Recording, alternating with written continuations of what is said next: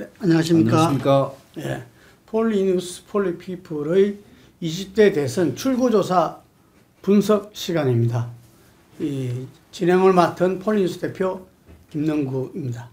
그리고 우리 인사하시죠. 예, 폴리뉴스의 정치부 선임기자 정찬 기자입니다. 네, 그 투표율이 최종 투표율이 나왔나요? 예. 이게 7시 반 기준, 오늘 오후 7시 반 기준으로 선관위에서 77.0%로 기록했다고 나왔습니다. 여기에 대해서는 대표님께서 한번 자세하게 한번 짚어주시길 바랍니다. 자세하나 마나 어쨌든 투표율이 다들 80%를 예측한다. 예. 이번 대선이 비호감 대선이잖아요. 그래서 처음에는 뭐 70대 초반 정도 되지 않겠나 이랬는데 중앙선관위 조사에서 보면 83까지도 나왔어요. 그래서 상당히 높게 나오나 어쨌든 간에 사람들은 어쨌든 물어보면은 반드시 한다 이렇게 가는 게 그게 정답이잖아요. 그래 이야기하고 그 다음에 안 나오기 때문에 보통은 꼭 반드시 투표하겠다 10% 정도 마이너스로 투표를 예측을 하는 게 네, 맞습니다. 우리 일반 선거에서 그런데 이번에는 제가 생각할 때 막판에 양당의 양 진영 간의 결집도가 확 오른 거죠. 그래서 이 77% 물론 80%까지 예상한 사람들이 많았지만 지난 19대 대선 때 77.2%보다는 0.2% 작은 77%로 그게 됐는데 이번 투표율에 가장 주목해야 될 것은 사전 투표율이었다. 맞습니다. 이래 보여지죠. 사전 투표율이 36.93% 이건 전체 유권자 대비잖아요. 예. 그래서 유효 이 투표율로 보니까 48% 비중이더라. 예, 절반에 가깝습니다. 예, 그래서 사전 투표율이 이만큼 오른 거는 뭐 때문에 그렇다 보십니까? 첫 번째는 이제 안철수 국민의당 후보가 사퇴를 하면서 민주당 쪽에서 결집이 상당히 높아졌고, 그 다음에 민주당 차원에서 이렇게 우리가 보도를 봤듯이 사전투표 동료에 거의 사활을 걸었습니다. 그 다음에 이제 마찬가지로 국민의힘도 그전에는 이제 총선 때 미래통합당 시절에는 사전투표를 하지 말라 이런 식으로 이렇게 지지층한테 호소를 했지만 이번에는 윤석열 후보께서 직접 사전투표 해달라 동료를 양당이 다 공히 사전투표 동료를 했습니다. 그 다음에 이제 젊은 층 또는 내지는 이렇게 바쁘신 분 이런 부분들 분산 투표에 굉장히 익숙해졌다. 그러니까 투표일 당일에 나서는 번거로움보다는 미리 시간을 내서 자기가 이제 짬을 봐서 투표를 한다 하는 그런 어떤 습관들이 좀 굳어지지 않았느냐 이렇게 판단을 합니다. 현대 정치에서 그 투표율 저하가 그 민주주의 위기까지 온다는 그런 부분들이 많은데 이 사전 투표 제도는 뭐 성공적이라고 봐야 되겠네요. 이게. 그렇죠. 네. 그래서 우리 민주주의의 사전 투표 제도에 기여한 바가 크다 이렇게 볼 수 있겠는데 그런데 이 사전 투표에 있어서 조금 이렇게 우리 선관위에 뭐 좀 실수라든지 이런 게 있어가지고 선관위원장이 사과하다고 그랬잖아요. 예. 네, 그거 잠깐만 소개해 주죠. 그러니까 지금 현재 선관위 기준으로 보면은 투표함 자체를 옮길 수가 없습니다.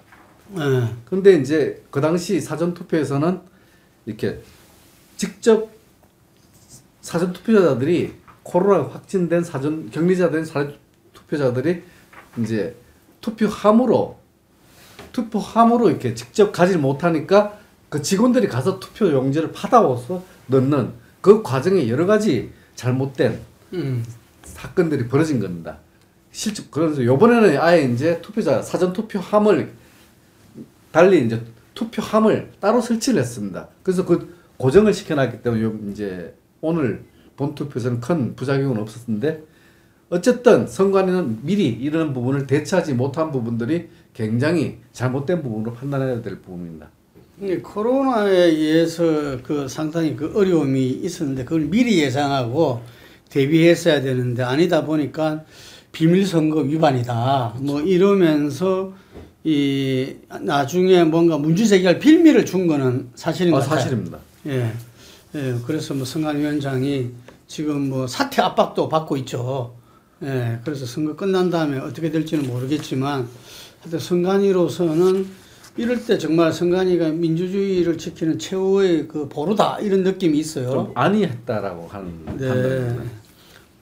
그리고 드디어 7시 반에 역사적인 20대 대통령 선거 출구조사가 발표됐습니다. 먼저 그 수치를 갖다가 우리 정 기자가 그 방송 3사 그 결과를 이야기하고 제가 JTBC 결과를 이야기하고 또 이야기를 이어가도록 하겠습니다. 먼저 방송 3사 결과 부탁드립니다. 초박빙이었죠? 방송 3사가 이렇게 지금 현재 출구 조사를 했는데 정말 그 개요를 보면은 전국 330개 투표소에서 조사 인원을 7만 3천 명을 딱 투표소 나올 때 매 다섯 번째 투표자를 등간격으로 해서 출구 조사를 했습니다. 그래서 이제 나온 것이 이제 플러스 마이너스 0.8%입니다. 여기서 나온 것이 윤석열 후보가 이렇게 48.4%, 다음에 이재명 후보가 47.8%, 심상정 후보가 2.3%, 허경영 후보가 0.8%, 김재현 후보가 0.8% 이렇게 이제 조사가 됐습니다. 뭐 지역별로 또 볼까요? 예. 지역별로 보면은 먼저 서울에서 윤 후보가 50.9%, 이 후보가 45.4% 윤 후보가 앞섰고, 부산에서는 윤 후보가 57.8%, 다음에 이 후보가 38.5%, 대구에서는 윤 후보가 72.7% 압도적이었고 이 후보가 24.0%, 그 다음에 인천에서는 윤 후보 45.6%, 이 후보 49.6% 경합이었고, 광주에서는 윤 후보 13.7%, 다음에 이 후보가 83.3% 큰 격차가 있었습니다. 다음에 충청권을 보면은 대전에서는 윤 후보 48.2, 이 후보 47.3, 다음에 이제 울산을 보면은 이렇게 윤 후보가 56.5, 다음에 이 후보가 39.1, 경기도로 넘어오면 경기도에서는 이렇게 윤 후보가 45.9, 이 후보가 50.8로 이 후보가 다소 앞섰습니다. 충북은 윤 후보가 50.3, 이 후보 45%, 다음에 충남 세종은 윤 후보 48.2, 이 후보 47.2, 전북은 윤 후보가 14.4, 이 후보 82.6, 전남은 윤 후보 13.3, 이 후보 83.7, 호남에서는 압도적으로 이렇게 이 후보가 앞섰습니다. 다음 경북을 보면은 윤 후보 72.1, 이 후보 24.6, 경남은 윤 후보 57.1, 이 후보 39%, 제주는 윤 후보 40.5, 이 후보 52.2 이렇게 조사됐습니다. 금방 말한 방송 3사 조사는 그 오차범위 내인 0.6% 정도 이 윤석열 후보가 앞서는 걸로 나오고 초경합이라고 하죠. 역시 이 JTBC 조사도 초경합으로 나타났습니다. 이재명 후보가 48.4, 그리고 윤석열 후보가 47.7로 여기서는 거꾸로 그 이재명 후보가 0.7% 앞서는 걸로 이렇게 나왔죠. 이 지역별 조사는 아까 방송 3사하고 큰 흐름으로서는 비슷합니다.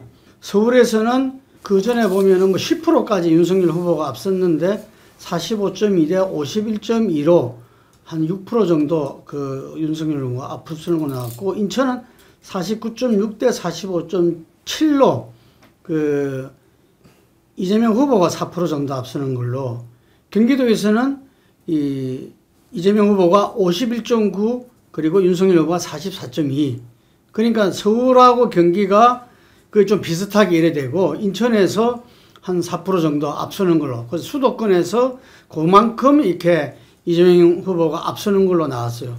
그리고 부산, 울산, 경남은 이 불경은 같이 이렇게 이 나왔는데 묶어서 이제 발표를 했죠. 그래서 여기서는 이재명 후보가 37.6 대 58.2, 한 20% 정도, 보통 6대 4라 그랬죠. 그래서 이 70%를 넘어가면은 이게 불경에서 70% 넘어가면 어렵다 이랬는데 그 60%를 못 넘긴 상황으로 나왔고요.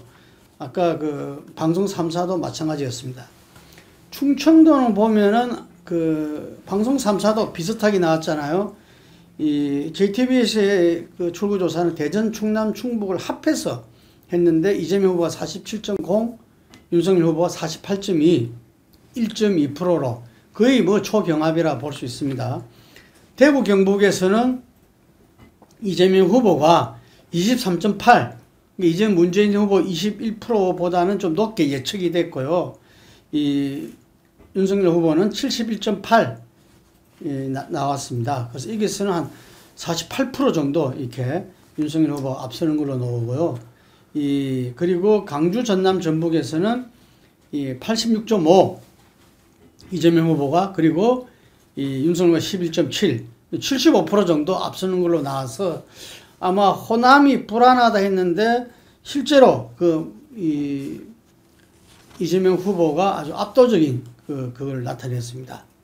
그 다음에 강원에서는 이재명 후보가 45.9, 그리고 윤석열 후보가 49.8, 강원, 제주 합해서 그렇게 나왔습니다. 예. 그래서 이 윤석열 후보가 전체적으로 봐서 강원, 제주에서는 한 5% 정도 앞서는 걸로.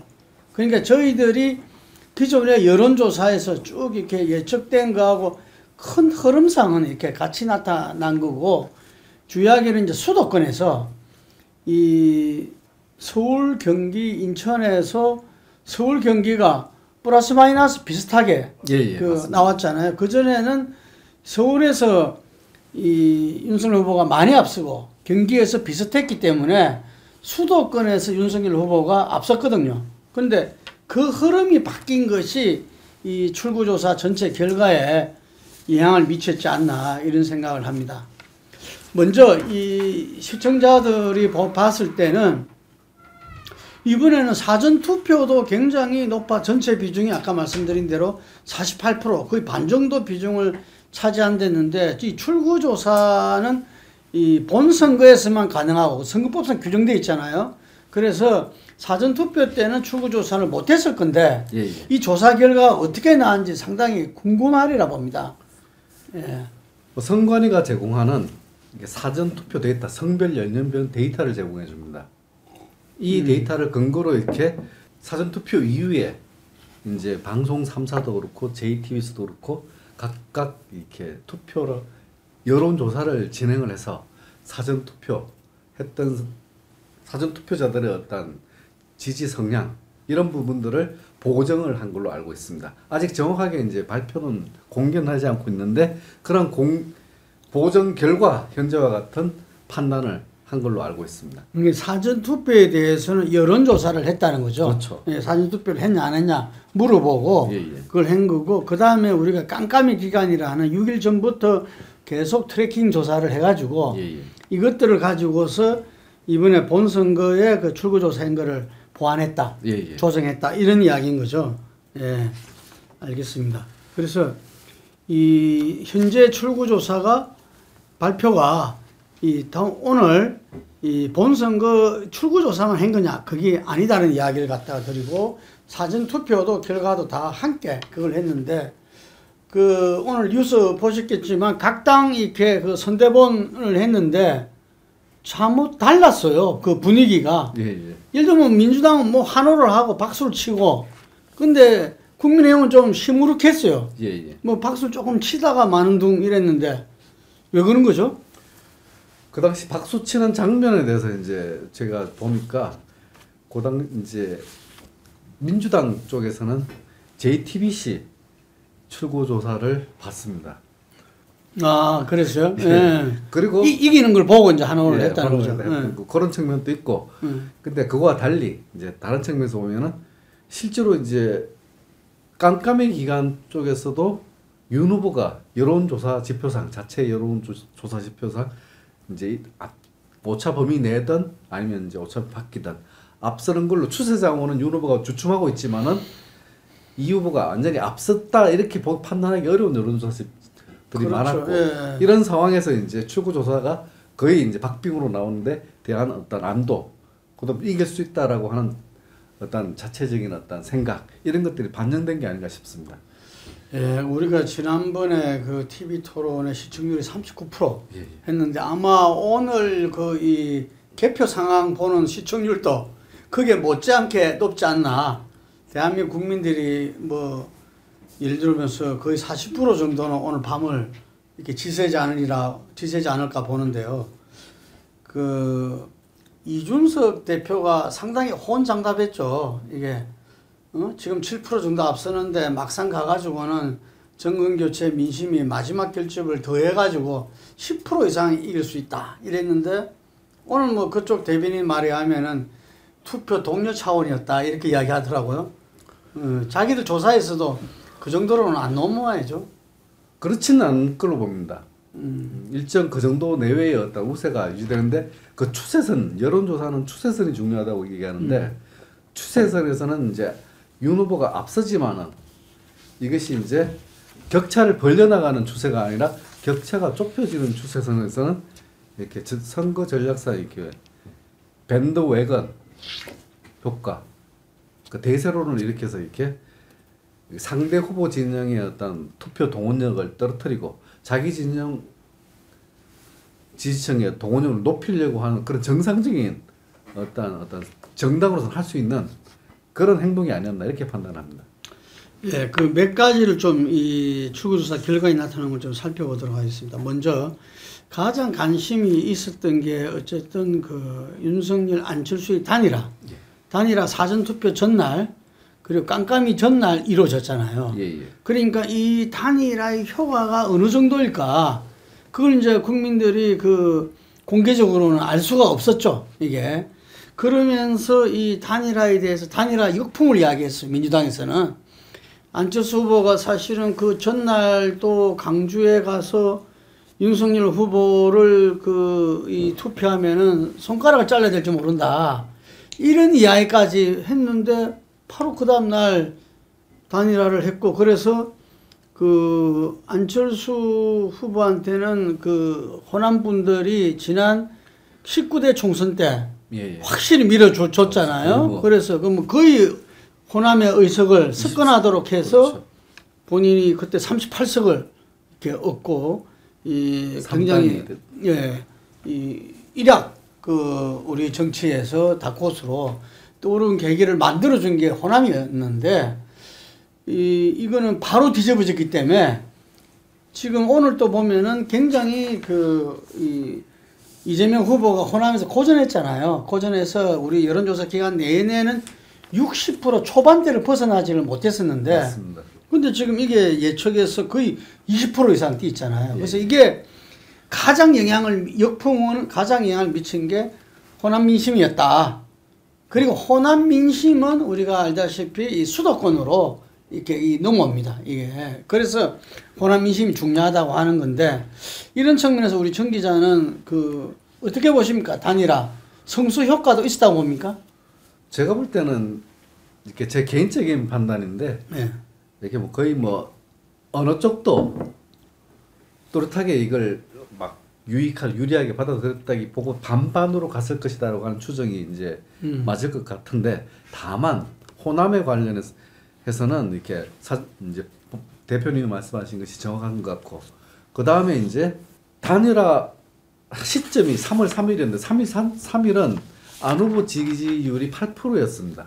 6에서 8 정도 나오는데 이 상태에서는 윤 후보로 갈 표가 2월 달 말에 2월 20일 결렬선을 하기 전에 했다면 모르겠지만은 그 시점 했다면 모르지만 한 2주 동안에 이미 윤 후보 쪽으로 갈 표는 다 가져간 상태에서 남은 8%이기 때문에 이것이 윤 후보가 더 가져간다고 하는 더 가져갈 수 있는 구조는 아니었던 것 같습니다. 그렇게 봤을 때는 단일화 효과는 크지 않았다.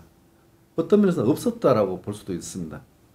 그렇죠. 우리가 이렇게 깜깜이 선거 되기 전에는 여러 전화 면접에서는 딱 붙었잖아요. 전부 다 중도층도 뭐 이렇게 대등한 정도로 나왔었는데 그래서 우리가 단일화를 이야기할 때 시기가 중요하다 이런 이야기를 했잖아요.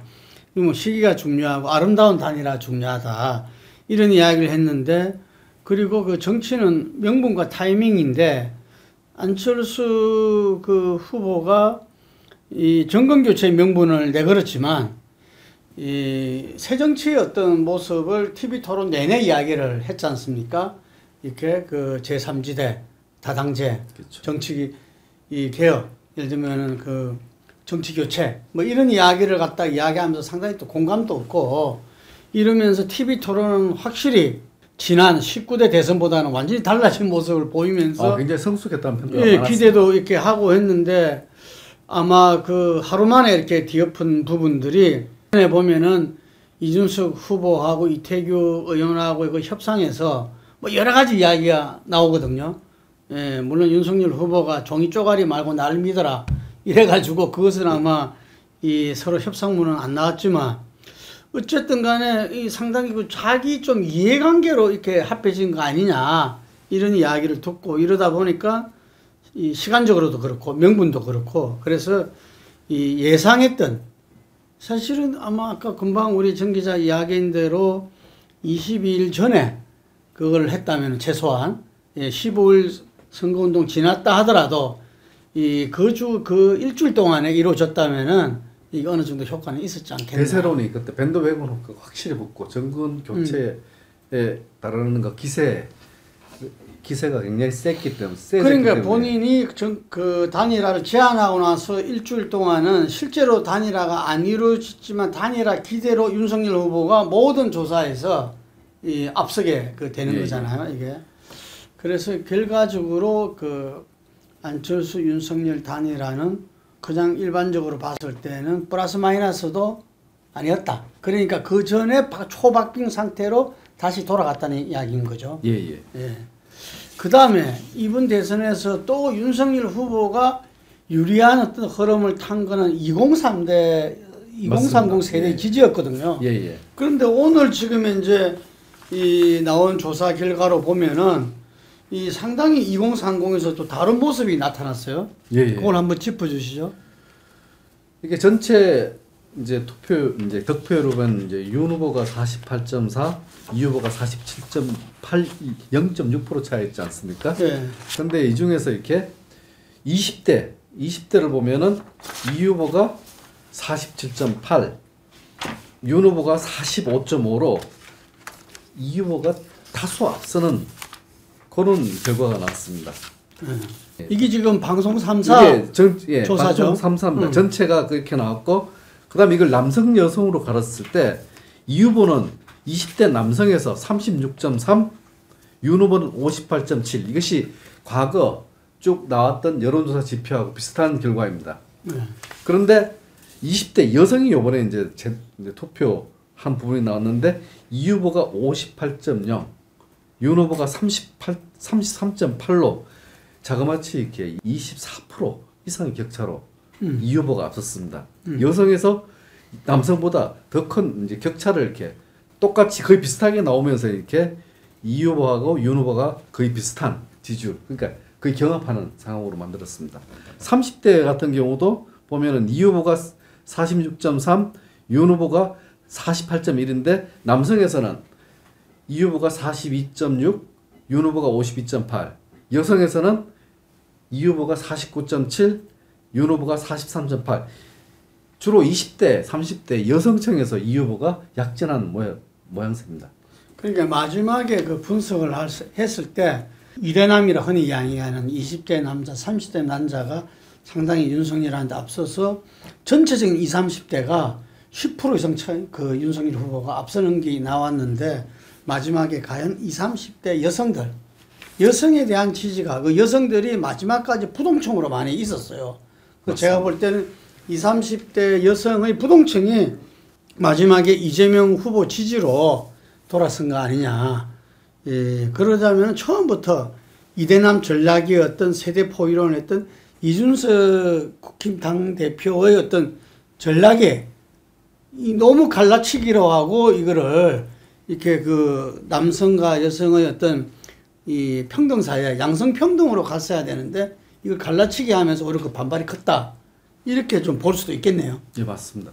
근데 여기서 이제 우리가 20대 여성들이 결집이 갑자기 안철수 후보가 사퇴하는 그 시점하고 20대 여성 결집하고 거의 비슷하게 이제 이제 나가고 있습니다. 이게 이제 시간이 더 길었다면 20대 여성의 이 후보 결집은 더 높아졌을 것인데 이것이 한 4, 5일간 진행된 사건입니다. 이게 이제 각종 여초 카페라든가 그쪽 부분에서 일어난 사건인데 이대남 프레임이 그 전에 쭉 지배해왔던 프레임입니다. 20대에서 20대 남성 프레임이 근데 3월 4일 기점으로 3월 4일이 투표 첫날 아닙니까? 1번난, 2번난 프레임으로 뒤바뀌어 버립니다. 이게 20대 여성들이 가진 강력한 프레임 전략들이 그때 순식간에 번져버리니 이게 감당이 안 됐던 부분들이 있습니다. 여기서 이제 중요한 것은 심상정 후보의 주 지지층이 20대 여성이었고 또 20, 30대 여성층에서 안철수 후보 지지층 한 10% 내외가 항상 있었습니다. 이 부분들이 대거 이 후보 쪽으로 쏠려들어왔다. 이런 부분을 봤을 때는 단일화로 인해 가지고 이 후보가 가장 두드러지게 표를 결집한 것은 20대, 30대 여성층이다. 이렇게 볼 수 있습니다. 어떻게 보면은 안철수 후보가 그 후보를 유지하는 것이 윤석열 후보에게 20, 30대 여성만 보면은 그렇죠. 이 20, 30대 전체 지지만 보면 그게 오히려 나았겠네요. 이게. 예. 거기서 빠진 부분들이 이재명 후보 지지로 갔다고 우리가 예측하니까. 그렇게 이제 볼 수밖에 없습니다. 그리고 심 후보 지지도 굉장히 이렇게 낮아진 것도 그 단일화 효과 여기에 있는 걸로 볼 수 있습니다. 그 지금 우리가 업종별로 예를 들면은 그 코로나의 직격탄을 받은 자영업자들이 어떻게 했는가는 지금 발표가 안 돼서 우리가 지금 그 모르고 있는데 어쨌든 그 주된 층이 40, 50대라고 본다면은 40, 50대에서 그 이재명 후보의 지지는 뭐 이 상당히 높게 나타났잖아요. 그 차이도. 그렇죠. 이게. 그러니까 그 코로나로 상당히 좀 이렇게 그 여당 후보가 이 공경에 처할 수 있다. 이 부분들은 또 이렇게 좀 아니게 나타난 것 같아요. 이게 큰 이 변화는 없는 것 같거든, 40, 50대는. 현재 40, 50대는 여론조사, 이전부터 해왔던 여론조사 그 흐름을 그대로 지금 가지고 가는 흐름입니다. 예. 그래서 이제 이것이 이제 큰 변화를 줬다 이렇게 보기는 어려울 것 같습니다. 특히 코로나 상황이 왔다 하더라도 위중증 환자가 이제 그렇게 늘지 않고 치명률도 그렇게 이제 많지 않다 보니까 거기에 대한 경계감도 조금 낮아진 거 아닌가 이렇게 판단합니다. 60대, 70대도 기존의 여론 흐름보다도 더 강하게 윤석열 후보 지지로 나타난 것 같아요. 예. 그러니까 이 40, 50대하고 60, 70대하고는 뭐 이렇게 서로 간에 이 압도적인 지지 성향을 그 보였다고 보고 20, 30대에서 상당히 여성들의 그 이재명 후보로의 어떤 지지 이 부분들이 지금 초박빙을 만들지 않았나 이렇게 보여집니다. 그러니까 안 후보 단일화로 이렇게 봤을 때 이렇게 윤 후보가 얻은 지점도 있습니다. 이게 이제 40대 이상 연령층에서 나는데 이것은 지역별로 드러나는 경우가 더 특히 이제 TK 쪽에서 이게 이제 굉장히 많은 이제 선방을 한 부분들은 이게 야권 후보 단일화 효과 특히 이제 부울경에서는 또 사실은 이게 격차가 조금 더 벌어졌습니다. 이제 기존 여론조사보다는 부울경에서도 약간 더 윤 후보가 또 득표율을 더 가져갔습니다. 이런 부분을 보면은 이렇게 이전에는 이렇게 이 윤 후보하고 이 후보 격차가 5%에서 7% 사이에서 막 왔다 어떨 때는 이 후보가 부울경에서 거의 경합하는 부분인데 이번에는 완전히 이렇게 격차를 확 두고 앞선 부분들은 이건 또 단일화 효과로 봐야 되는 부분이 있습니다. 예, 그 금방 말한 대로 어떤 지역에서 부울경이라든지 어떤 TK 그 자기 지지 기반 지역이죠. 그 부분에서 플러스 된 거하고 20, 30대 여성이 빠진 거 보면은 아까 우리가 처음에 이야기한 대로 이 단일화 부분들에 대해서는 플러스 마이너스로 이렇게 봐야 된다 하는 그런 이야기인 것 같습니다. 오늘 이렇게 국민의힘에서 이렇게 투표 동료를 집중적으로 많이 한 것이 이렇게 그쪽 우세 지역입니다. 그래서 실질적으로 이제 국민의힘 내부에서는 이제 80% 투표율 나오면 이긴다라고 하는 말까지. 그렇죠. 75% 지면 불안하고 80% 나오면 이제 그게 딱 77% 나왔어요. 그 중간에 딱 나오니까 이게 초박빙이 된 것 같아요. 그러니까 이제 80% 나오려면 이제 우세 지역인 강원, 이제 DK, PK 이쪽에서 동원을 해야 되는데 그래서 집중적으로 그쪽에 문자들이 많이 유포되고 많이 했지만은 그래도 그 결과 굉장히 투표율이 과거보다는 높아졌습니다. 그런데 PK는 좀 낮아졌고 TK는 굉장히 높아졌습니다. 제가 이렇게 이 선거를 봤을 때 2012년도에 박근혜 후보와 문재인 후보가 붙었을 때 그때 누구나 70% 넘으면 문재인 후보가 이긴다고 이야기했거든요. 그런데 그때 아마 76% 정도 된 것 같은데 75.8%. 75.8% 거의 76% 같은데 제가 그때 맞춰가지고 MB에서 상품도 제가 받고 있는데 하여튼 간에 그때 보면은 그때도 이 마감 시간 인근 근접해가지고 나이 드신 분들이 대거 그냥 병원에서도 막 휠체어로 투표에 참여하고 했다 그래가지고 이게 투표율이 그렇게 올랐음에도 불구하고 처음에 문재인 지지자들은 민주당에서는 자기들이 다 이긴 걸로 생각해요. 투표율이 75%를 넘어가니까. 근데 그게 아니라 막판에 이 어르신들이 대거 투표에 참여하면서 오히려 이 박근혜 후보한테 유리하게 됐다. 이런 말이 있었는데 이번 같은 경우도 국민의힘에서도 75, 80을 기준으로 했잖아요. 예. 근데 딱 중간에 딱 얹혀가지고 이게 예측도 할 수 없게끔 무조건 끝날 때까지 봐야 되는 그래서 이게 지금 한 3,400만이 유효 득표수인데 1%라면은 34만이거든요. 맞습니다. 그게 지금 0.6, 0.7이니까 24만 표입니다. 그러니까 우리가 지금 그동안에 보면은 가장 이 작은 표차가 김대중 대통령이 이해창 대표를 이길 때 97년도에 그때 39만 표인가 그랬거든요. 노무현 후보는 53만 표인가 이랬는데 그때보다 더 작은 수가 나올 수가 있어가지고 이게 진짜로 6,000표, 10,000표 될 수 있다고 이재명 후보가 그런 이야기도 하고 했잖아요. 정말 박빙의 승부가 될 것 같은데 이번 출구조사가 사전 투표가 거의 이제 48%를 점하기 때문에 출구조사가 과연 이렇게 과거처럼 항상 이렇게 100% 맞지 않습니까? 오차 범위는 있다 하더라도 과연 이게 제대로 맞출 수 있을까? 이것도 관건인 것 같습니다. 이게 우선 사전 투표에서 이제 이재명 후보 지지표가 얼마 정도냐? 이거 보정을 하는 것. 그럼 윤 후보 투표는 몇 프로, 득표율은 얼마나? 이걸 보정하는 것이 사실은 관건인데 이것이 이제 과연 이렇게 각사들은 아직 이제 방송 3사도 그렇고 JTBC도 그렇고 이 보정 방법에 대해서는 정확하게 말하지 않는데 다만 여론조사를 실시해서 이제 그 여론조사 결과를 가지고 사전투표자들을 따로 뽑아서 그 성향들을 해서 이제 보정을 한 걸로 알고 있습니다. 그랬을 때 이제 과연 이것이 이제 맞을 것인가? 근데 요번에 이제 그 여론조사 하는 방식들이 이게 누구한테 투표했느냐라기보다는 누구를 지지하느냐라고 물었다고 합니다. 그러면 과연 이렇게 투표도 다 끝낸 사람들이 투표 지지는 또 다르죠.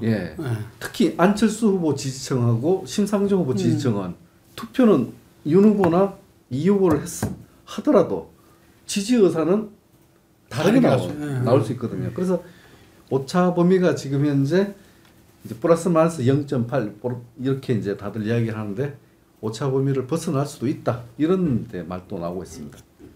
이번 과정을 보면서 이제 제가 하는 이야기는 첫 번째가 깜깜이 선거, 이 선거법 개정해야 됩니다. 이게 도대체 깜깜이 선거를 왜 하는지 해야 될 이유가 없는 거거든요. 그래서 정치권에서도 또 시민단체나 학자들도 계속적으로 이 깜깜이 선거 없애야 된다. 했는데 아직까지 그 선거법 개정이 안 되고 있어요. 이게 엄청난 국민들의 알 권리와 이 판단에 있어서 이거는 마이너스거든요, 이게. 그래서 차제에 지금 지방선거도 이제 6월 1일 날 벌어지는데 이 6일 전에까지로 조사한 거 공표할 수 없다. 이 부분들은 차제에 없어져야 되고 그리고 이제 이번 기회에 사전투표가 48% 비중, 거의 반의 비중을 갖게 됐으니까 출구조사도 사전투표도 허용해야 된다. 이게. 그래서 출구조사라는 것이 국민들한테 어떻게 말하면 서비스 차원이잖아요. 이게 방송 3사나 JTBC가 평상시에 시청자와 국민들한테 어떤 자기들이 이 팬 서비스처럼 국민한테 서비스하는 그 서비스하면 제대로 해야 될 거 아닙니까? 아까 지금 정 기자 말하는 대로 그 보정을 어떻게 했는지 자기들도 낱낱이 공개할 수 없을 정도로 상당히 복잡하고 어려운 작업이라고 봐요. 그냥 생각만 하더라도. 그래서 그런 일이 없도록 이 사전투표도 출구조사가 보장되도록 이런 선거법은 이 지금 양 후보들이 다 정치개혁 하겠다고 다 약속한 거 아닙니까? 그래서 이런 선거법 개정은 여야가 뭐 이해가 달리 할 수가 없으니까 바로 그걸 했으면 좋겠고요. 오늘 이제 이 출구조사 분석의 마지막으로 이렇게 박빙인데 나중에 결과도 어쨌든 박빙으로 나올 거잖아요. 한쪽이 갑자기 뭐 10% 이상 이긴다든지 맞습니다. 이러지 않을 건데 과연 이랬을 때 이번 대선을 한마디로 말하면 비호감 대선이라 그러잖아. 누굴 찍어야 될지 모르겠다 국민들이 하소연을 하는 그런 초유의 선거인데 결과마저도 이렇게 초박빙으로 된다면은 우리 국정 운영이 상당히 어려워질 것 같은데 거기에 대해서 우리 정 기자는 또 청와대 출입 기자니까 네, 그 차원에서 한마디 부탁드립니다. 윤 후보가 당선되든 이 후보가 당선되든 한쪽은 승복하지 않을 가능성이 굉장히 높고 그 다음에 이제 이 결과에 따른 이렇게 정치적 대립 양상은 18대 대선 박근혜 대통령이 당선됐던 그 시점 이후에 전개됐던 상황과 비슷하게 곧바로 1년 내지 1, 2년 안에 이렇게 대치 정국은 계속 발생할 수밖에 없는 국면이다. 이렇게 이제 판단을 합니다. 실제로 이제 정치에 있어서는 완벽한 통합은 없습니다. 그 완벽한 통합이 아니라 갈등을 통해서 그 갈등의 균형점이 옮겨가는 조금 더 진보적으로 가느냐 아니면 조금 더 뒤로 가느냐 이 차이만 있을 뿐이기 때문에 그러나 이제 대통령 선거 끝나고 한 1년 동안은 그 갈등의 대치 전선이 1, 2년은 형성되지 않지만은 요번 대선은 갈등의 대치 전선이 과거 정권보다는 좀 더 빨리 1년 안에 찾아올 수 있다. 이렇게 판단할 수 있습니다. 그리고 이 변수가 하나 곧바로 또 지방선거가 있잖아요. 이게 지난 2018년은 그 탄핵 선거의 어떤 연장선 상에서 민주당이 거의 다 석권을 했죠. 이게 그래서 그 국힘의 기반 지역인 어떤 PK도 거의 민주당이 지방선거를 장악하는 이런 결과인데 이번에는 또 누가 되냐에 따라서 상당히 또 그게 뒤바뀔 수도 있겠죠. 맞습니다. 그런데 문제는 국정 운영 자체가 예를 들면 이렇게 한 나라 이렇게 두 국민이 있고 갈라치기 정치를 한다면은 정말 국정 운영이 국민 통합은 정말 어려워지고 제대로 된 국정 운영이 어려울 수 있다. 그래서 누가 되더라도 이 부분들은 저는 좀 국민들이 강제해야 된다. 이렇게 보여지거든요. 그래서 어떤 후보든지 아마 당선되면은 인수위에 앞서서 국민들에 대해서 약속을 해야 되지 않겠나. 자기들이 국민 통합을 위해서 구체적인 어떤 말로만 아니라 제도로서 그 부분들을 협치와 연정을 갖다가 이 TV 토론 때나 본인들이 그 유세할 때는 다 말했지 않습니까? 협치하겠다고. 그래서 그 부분들을 이 인수위 시작 전에 좀 그것을 어쨌든 공표하고 인수위에서 그걸 구체적으로 국민들한테 약속드린 바를 실천해 나가는 제도적인 어떤 모색 이런 부분들이 필요하지 않나 싶습니다. 예, 오늘 출구조사 분석은 여기까지 하겠고요. 그래서 내일 오후 3시에 이번 20대 대선에서 나타난 민심에 대해서 그때는 이제 결과가 나온 거니까요. 그 결과를 보고 거기에 대한 그 평가와 이후 전망에 대해서 이렇게 논의하는 시간을 갖도록 하겠습니다. 오늘 여기까지 하겠습니다. 감사합니다. 네, 감사합니다.